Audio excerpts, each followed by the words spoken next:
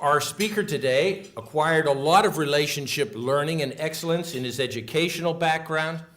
I'm sure he's very proud of his time at UNC, and he did time also at Harvard, but don't hold it against him. He's very involved in many community activities as well, strengthening relationships in education, cycling, and medical research. They're all three logically related, showing his ability to jump from subject to subject with the common theme of excellence. His other tutors have been his three daughters. Having had a handful of daughters myself, I know that they are the best at developing relationships and teaching you how to maintain them in excellence. So with that kind of a background, I can only assume that I am introducing now the next mayor of New York. Peter? You know, this, I hope that sharing some thoughts with you about relationships will be helpful. And as I thought through this and talked to Father Candor, I guess last week, it was pretty apparent to me that what I'm going to talk about is pretty simple and straightforward. But when I talk to my children or when I get asked, how did I get into this lofty position that I'm in, and I'll come back and talk about that in just a second, I always default and say that I've spent my whole life building relationships, and I really have, and it's something that is critically important to me and has been critically important to my successes. I think as is the case of most of the people in this room, we've all dramatically overachieved the targets that we set for ourselves, which obviously is a topic in its own right. I thought what I would do would be to start off and just give you, because as I talked to Arthur Levitt and talked to Daniello and Father Candor and others, we kind of developed a framework of how I should present some of these thoughts to you. And the first thing I want to do is spend a few minutes talking about the 5 points that I have focused on, and particularly having the ability to reflect back on it for building and respectfully maintaining relationships throughout my life, not just in business, but in my personal life, in my philanthropic pursuits, and in my family endeavors. And I learned this, I think was really very poignantly learned it through a very dear friend of mine by the name of Nick Forstman, who was one of the founding partners of Forstman Little, the private equity firm. And I first met Nick about 25 or 30 years ago. Unfortunately, he died 5 years ago of small cell lung cancer. But he made a very big point in investing in relationships. And so I've kind of taken that forward and said to myself that if you want to build good relationships, and again, I know I'm preaching to the choir here, so I'm going to personalize this, and then we can talk about it later. But investing in relationships is one of the most important things that I do, literally, and I'll give you some specific examples of that. And in doing so, in that investment process, showing to the recipients or the people on the other side a real interest, making an investment in time, and that's not an hour here, an hour there, it's over an extended period of time, years in some cases. I was down, some of the people at our table were talking about playing golf. I was in Pine Valley 10 days ago playing golf with my oldest friend, not in age, but I've known him over 50 years. We went to university together, we've been in New York together. He is retired, I'm still highly active, but he is still a very, very important friend. We spend a fair amount of time together, and that long-term investment has paid off in a very wonderful relationship. As part of that investment process, multiple contact, I think, is critical to sustaining it. Following up multiple points of contact and frequency of that contact. When I turned 60, which was in October of 2005, I gave myself a big party and had about 225 people there. It wasn't a party for me, it was to celebrate my friends and family. And I got up and gave a talk, and I highlighted the 6 or 8 very close male friends that I have, my father-in-law, who I have a very close relationship, and a former partner of mine, all of whom over time, through this investment process, has given back to the relationship and dramatically enhanced my sensitivities to life, my effectiveness as an individual, my effectiveness as a manager and a leader, particularly in our company today. I think part of that investment process, by definition, whether you develop relationships in business or personally, means understanding the personal side of the people that you're dealing with. What's important to them? What do they believe in? What are their commitments all about? How is their health? And I want to talk about that in a second. Make the effort and where we can be helpful. I was in, literally the day of my birthday, October 17th, 2005, went in and had a kind of interim physical exam, and 5 weeks later was diagnosed with prostate cancer. I was successfully treated, had my prostate removed. For all the men in the room, if you aren't checking your PSA, and if you're over 60 years old and you're not having a physical twice a year, please reconsider that. I spend a lot of time today talking to friends of friends who I've never met before and sharing that experience with them. I think it's critically important, having gone through that and being a prostate cancer survivor, to make sure people think about these things. You all know the incidence, the probabilities, and so forth, but it's critical. Again, I think it just shows investing back in those relationships, making the effort, and helping where we can. So the first point that I would make of my 5 points is you've got to invest aggressively in relationships. The second point that I would make is that as part of that responsibility of developing those relationships, I think there is a commensurate responsibility of candor and honesty, of addressing issues, helping people address issues head on. And also, I think as part of this process, I'm very emotional. We had a colleague, a young woman, 40 years old, who was diagnosed 2 years ago with small cell lung cancer, who died 3 weeks ago. And I gave a talk, was one of the speakers, that's not the right choice of words, but I participated in her memorial service last night. I didn't know her very well, but she was a very important person in one of our sales organizations. And as I walked to the front of the church, I kind of steeled my resolve. And when I stood up on the podium in front of 200 people, you could hear my voice quiver because I get emotional about things. And I think emotion in relationships is critically important. And whether that's professional or whether it's personal, I still think it underpins a sense of candor and honesty that I think I have to bring to the table to really invest fully and effectively in a relationship. The third point that I would raise is kind of these 5 points that I think about is the point of humility. I literally, this will sound odd, I say this to my colleagues all the time, I am flattered every day I walk into the door of our company. I am a great believer, as I say to my closest friend happens to be Mike Bloomberg, and I'll talk about that relationship in just a second. And that's the reason I'm at his company and running his company, is because of my personal relationship with him. But I say kiddingly to him and half seriously to my wife, if it ended tomorrow, it would have been a hell of a run. And so this concept of being humble, I preach this to my colleagues. Chris was kind enough to talk about our company in, I think, glowing terms, although I'm not 100% sure. But I say to my younger colleagues, we have about 10,000 people that work with us around the world, that one of the challenges we have as an organization is the challenge of humility. Great companies have been toppled by hubris, and we've got to remember every single day where we came from and be flattered by the opportunity presented to us. I learned, my fourth point, I learned from my mother, who died about a little over a year ago, at the ripe old age of 93, and had a wonderful life and was never very sick, that as part of my relationship concept, I should never burn any bridges. And I literally, it sounds so Boy Scout-y, however you want to phrase it, but it's true. I just have kind of built my life and my values and my career on not burning bridges.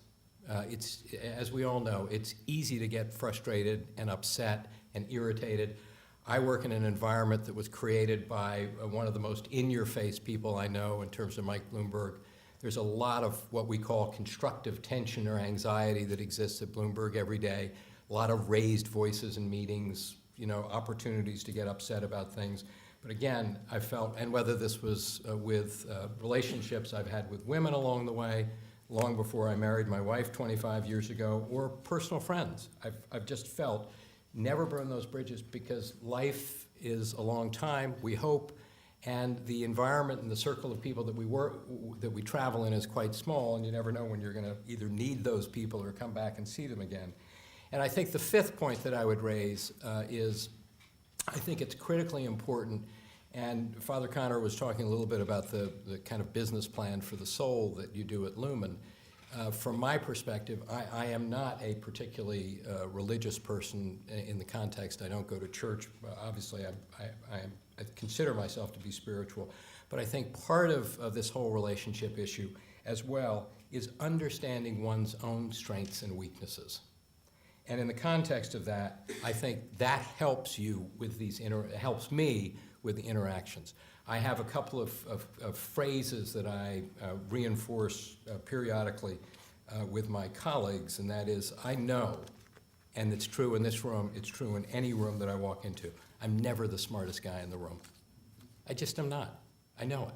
I learned it a long time ago. And I think it's, kind of keeping that perspective and balance is a pretty important part, and one of the 5 points, key points that I feel is important in helping me develop and sustain and invest in these relationships going forward.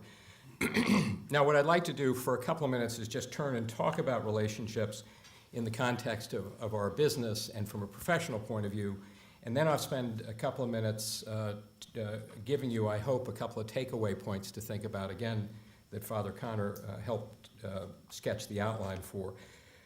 I think as a CEO of a global company, which is what our business is, we have our product in 150 countries around the world. We have 130 offices in 58 countries. Of our 10,000 people, about 40% of them, 4,000 people, are outside of the United States. I spend about 50% of my time outside of the United States. I spend about 20% of my time with our clients around the world. I'll see over 600 clients this year, and that ranges all the way from CEOs to people working on trading desks and trading floors and sales organizations. And I think one of the most important roles that I play is ensuring that those relationships are strong, ensuring that if there is a problem, that anyone can feel free to either email me, pick up the phone and call me. I want to make sure that Chris knows if he's got a problem, that's something at Bloomberg and he's not getting the kind of satisfaction, he feels absolutely comfortable picking up the phone and saying, darn it, you guys are really screwing this up. Or, gosh, you did a great job on this, or whatever it may be. But I think it's a critical part of being a leader of a large organization to make sure that not only are those relationship building take place internally, but it's also critical from our perspective that those relationships exist outside of the firm. I get emails frequently from our users, from our clients, complaining about we've done this or we've done that. My response is immediate. I get the right people to solve the problem immediately, and then I go back and follow up with our customers to make sure that they're satisfied and happy with the outcome. So I think that it's critically important as a leader of a large global organization, and as I said, I do this all over the world. I spend probably 50% of my time outside of the United States. For us, although our business is growing very nicely all over, it's growing much more rapidly in Europe, Middle East, Africa, and in Asia. I alluded to this before. The reason I'm at Bloomberg is because of my relationship with Mike, and it was entirely serendipitous. In 1988, my wife and I had taken our then 6.5-year-old daughter and her first cousin to Wyoming to a dude ranch. We were living in Manhattan. I was working at Donaldson, Lufkin, Genred at the time. And when we came back, the kids had spent most of the week on ponies. And when we came back, she pleaded with her mother to find a place where she could learn how to ride.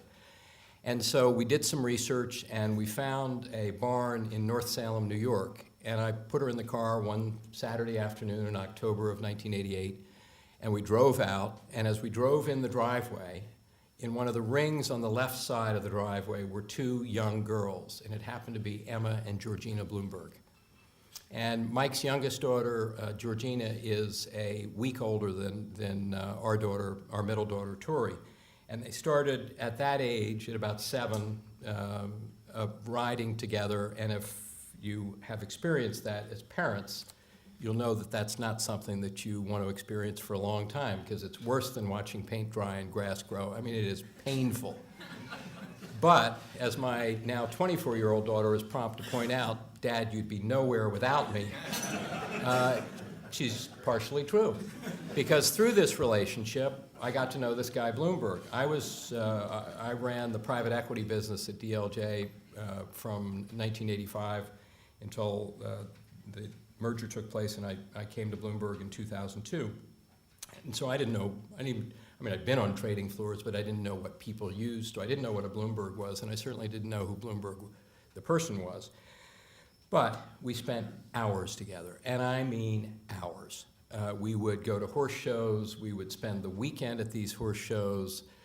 He would get the coffee, I would get the newspapers, he would get the sandwiches, I would pay for dinner, or whatever it may be. That went into, again, back to relationship building. We then started taking vacations together. And in 1996, we were at a horse show in Harrisburg, Pennsylvania, and we were going out to get a sandwich at lunch. And we stood in the parking lot, and he turned to me and he said, I'd like you to go on my board.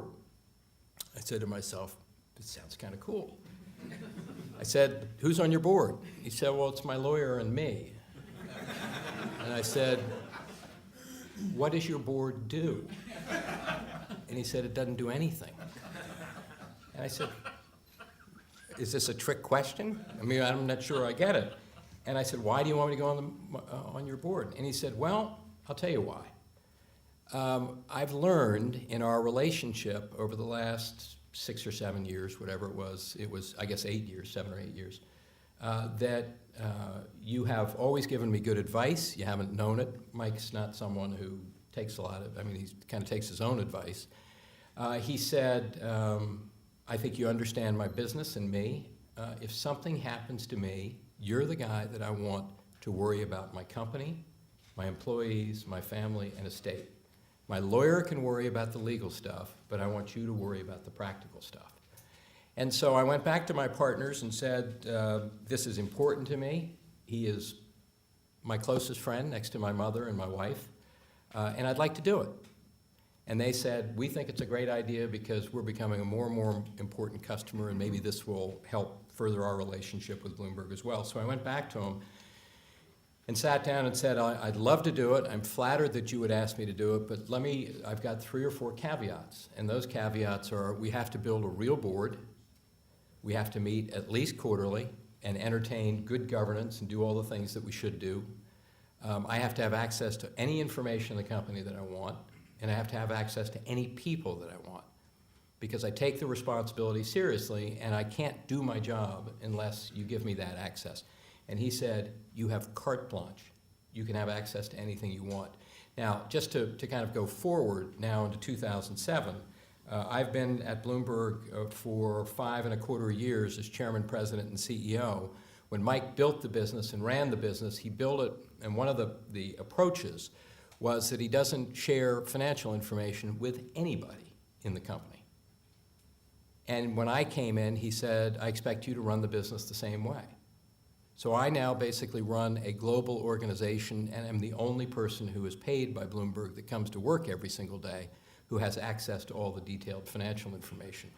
The point that I'm trying to make is, when he accepted my caveat in 1996, the underlying trust associated with that commitment underscored the type of relationship that he felt we had built over that period of time.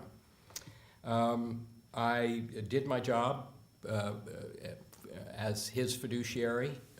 The second day that I was on the board, he asked me to become a one-man audit committee, which I did.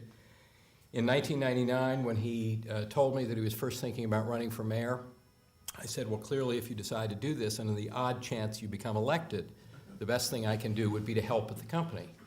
In late 2000, he asked me to become non-executive chairman, and the Saturday after he was elected, we sat down and talked about the role that I could play on his behalf going forward, And on Christmas Day of 2001, he came out for lunch, and we sat down afterwards, and he said, I'd like you to come in as chairman, president, and CEO, and we'll create an executive committee that you chair, and we'll have this guy will basically work for you, and so forth and so on. And it's been a remarkable relationship. Now, the good news is his admonition, and I'm sure you all do the same thing when people take on new responsibilities, is just don't screw it up. And we haven't screwed it up. We went through, his timing was impeccable. He left effectively the 1st of April of 2001 as the markets were beginning to crack. And I came on board the end of March of 2002 after the egg had been dramatically broken and the glass had been crushed. But we've been able to pull things together and operate very successfully over that period of time. And again, back to the concept of relationships, I inherited a team of people and an organizational structure that he put in place. In late 2004, I sat down by myself and said, okay, if I had, again, carte blanche and a clean sheet of paper, and if it were my company, how would I take the organization, the people I have today, and reformat that in preparation for the next 5 to 10 years of our markets and our growth?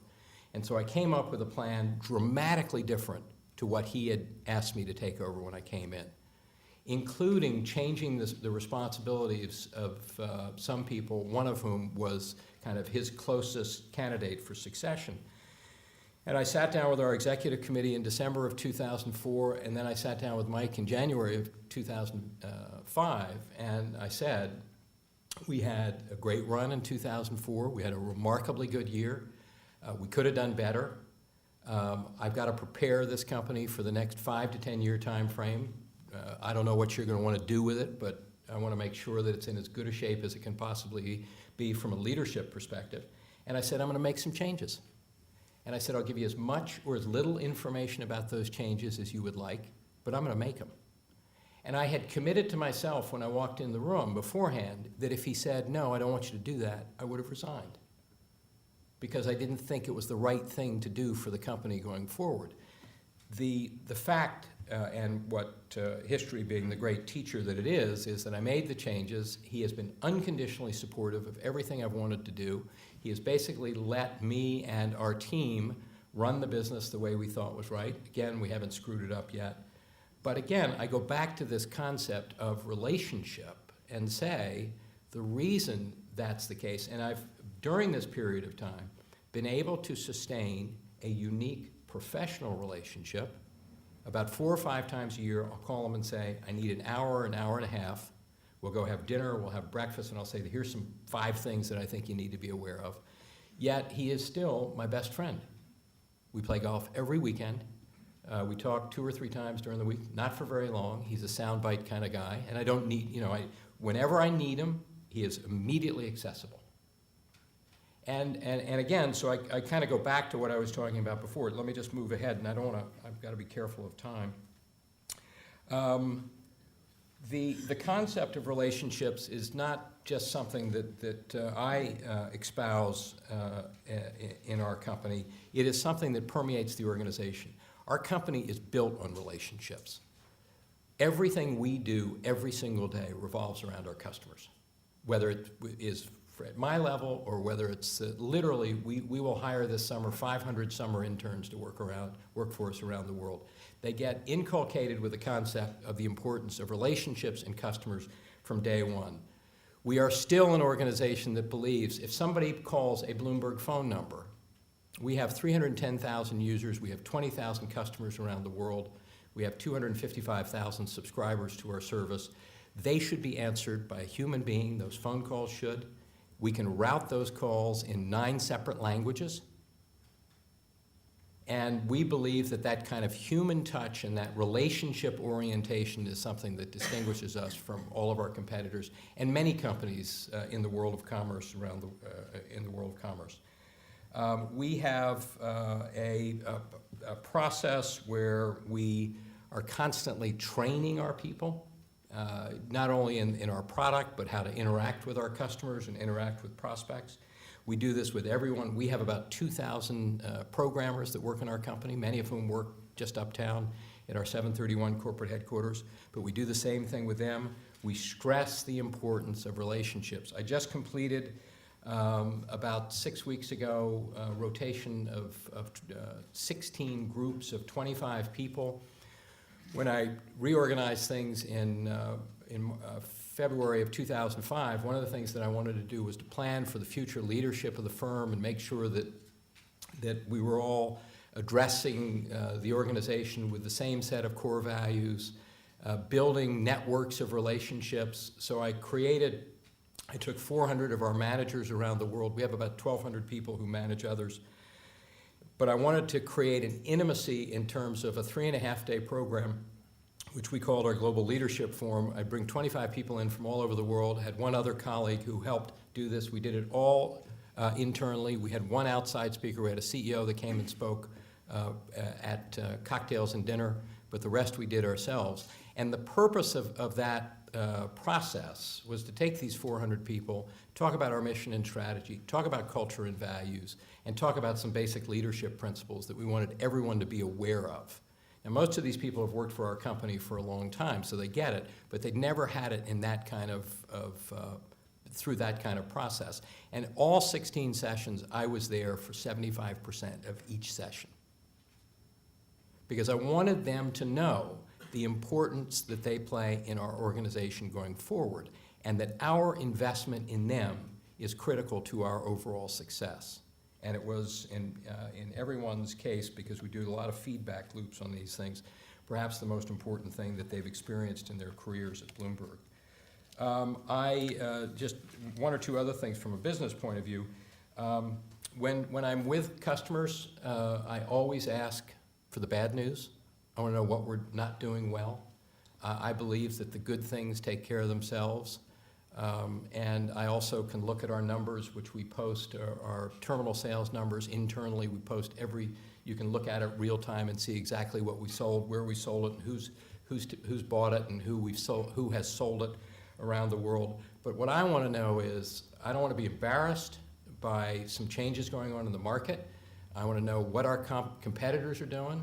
I want to know if we're providing the kind of service and depth and capability that our customers expect, because they pay a premium price for our product. But I'm out there in front listening. And I do the same thing with our colleagues. I'll be in London next week, and each night I'm in London, if I don't have a business dinner, I'll take 8 or 10 colleagues out to dinner and ask them what's on their mind. And I literally, believe it or not, I take copious notes, and then I go back to our senior managers. I have 4 people who work for me, who run the business, and I'll go back to each of them with a list of things that came up. And it's kind of semi-anonymous, but the point is that through these relationships is making sure that there's a good, solid feedback loop, and that we are then using that feedback proactively and following up on it. I talked a little bit before. I just wanted to mention one other thing about the concept of humility. I get asked all the time about our challenges, and I think that's one of our challenges, the concept of humility and complacency. I was talking on the way up in the lift. We were flattered a couple of months ago by a very in-depth article, the cover story in Fortune magazine, which had a picture of Mike, but really focused on us. And I think the key takeaway to that article was I think it was the last paragraph. One of my colleagues talked about the cancer of complacency, which is something that we all need to be keen about. But this whole issue of being humble, not being complacent, making sure that we are aware and alert. I talk about vigilance to our colleagues all the time so that we're on top of what's going on in our business. I was asked to talk just a second about how do you repair a damaged relationship.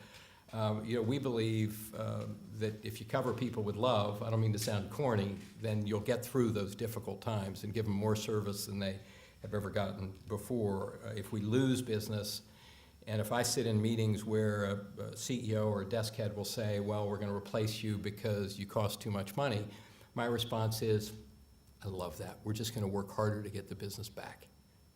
And over time, we normally do. And so we try and be responsive and thoughtful, but also be very tenacious, and we want to get back. Let me just talk in a couple of takeaway points. That one is, from a business point of view, and the question that I want to try and address is, do I pursue a pattern of frequent and demanding self-examination which keeps me and other leaders on track and growing in excellence and in influence? I am my own harshest critic. Well, my children may be my harsher critic than that, but I really am. I take myself to task. My job is incredibly important to me. One of the reasons it's important to me, there are really two or three, I guess, but one is I'm doing something for someone who I dearly love. That's Mike. I'm doing something for him while he is doing something for so many people, and he doesn't have to worry about his key asset. I say to my colleagues, and this is, I guess, gets to be a little bit spiritual, that I think we are all working for a higher purpose. In our case, in our company, we have transformed the way the markets operate in the world. We have added clarity to opaque financial information. We've democratized the flow of information. We've reduced cost of doing business in the markets. We've done lots of different things to really change the way people conduct themselves and the world operates. But the real higher purpose that I point out to my colleagues that we work to every day is that 85% of Mike's wealth will go into the Michael R. Bloomberg Foundation, the Bloomberg Family Foundation, and will basically go to make the world a better place. We will cure cancer. It will be the second largest foundation after the Bill and Melinda Gates Foundation. So I can say to my colleagues, yes, I know, you're under the gun every single day, but don't forget, we are working to a higher purpose here. And that is, I think, is helpful in underscoring this pattern of frequent and demanding self-evaluation. So I constantly challenge myself to do better. I've mentioned a sense of working for a higher purpose. I have coaches. I have two coaches who really spend most of their time working for a couple of my colleagues, but always touch base with me, and we talk about issues that are on my mind. So I have a sounding board, an objective sounding board. I have mentors. I have a group of 5 or 6 friends who, if I am in kind of crisis mode, I go talk to about some directional issues. I am a huge believer in time management. My office every 6 months goes back and we track every hour of every single day, and we graph it, and we chart it, and we pie chart it, and I sit with my #1 assistant and talk about, gee, I think I need to spend more time here, or I'm not spending enough time with clients, I gotta get back to Asia, or whatever it may be, but I have a real compass in that regard. I have a deep-seated sense of optimism about things. And I think that helps in this self-examination process. I also have a very not strict, but I set real goals. I look at them about every 6 weeks. We just I left a management committee meeting. We have 5 people that really run the firm, 1 outside director and 4 inside people. And we meet every month. This month we happen to go through all of our goals to see how we're doing against our plans earlier in the year, so I'm a firm believer in that. I'm also a great believer that if I do my job properly and continue this process of self-assessment, that I really can continue to influence and motivate the people who work in our company every day, and that will result in dividends both to them but also to the other constituents that we serve. But I also try and spend some time, and it doesn't sound like it, balancing my personal, philanthropic, and family issues, and I'm a great absorber of feedback. My feelings don't get hurt. I want to do better at what I do, and I'm a great believer that I won't do as well as I ever expect I'm going to do, which I guess is something that's always good.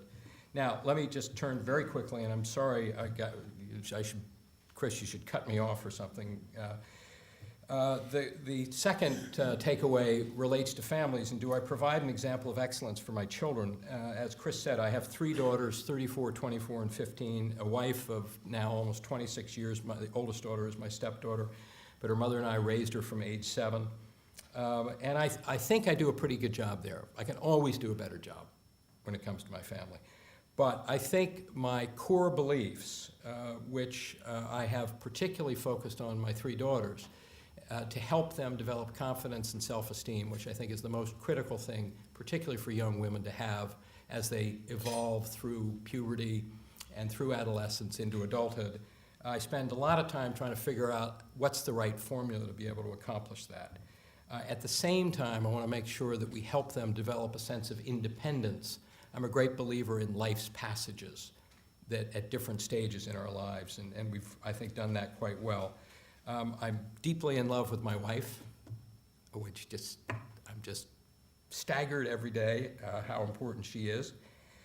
But having that sense of love in our family, I think, is critically important. My kids know I work hard, and they don't look at it in the context that I take away from them. I think they respect it and recognize that it is something that's important to me and that they have also been beneficiaries of as well.